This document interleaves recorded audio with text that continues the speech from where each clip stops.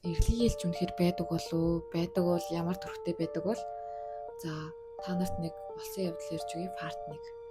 Энэ нь болохоор манай ээж нэг өдөр ундахгаад хаалгаж ижлээд одоо унтчихсан байгаа хгүй. Тэгээ шүн дунд гээд нүдэн нийтлээ өөдөөсөн дээрээс нэг бүдүү эрэхтэй он цоо ширтчихсэн аа. Тэгээд мөн байна гээд гараа авцсан. Тэр үед ээж маань ингээд айгаад хүнчлөө ингээд биерээ битүү ороогоод ханан наалдаад тэгээ мэддэг таринаа уншаад байжсан байгаа. Тэгэнгүүт нөгөө бүдүү эрэхтэй чинь гаднаас өөр нэг торонхаа эрэхтэй үнийг дагуулж орж ирээд яг нөгөө ээжийн толгойдос газар нь одоо энэ л байсан даа гэж хайгаад байсан байгаа.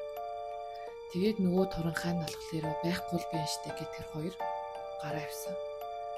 Тэгээд ээж босоод айсандаа хаалгаа үцтэл хаалган цоождээсэн.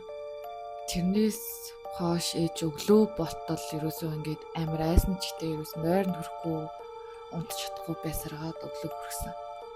Та нарт иймэрхүү зүйл тохиолдож байсан уу? Байсан бол комент хэсэгт үлдээгээрэй.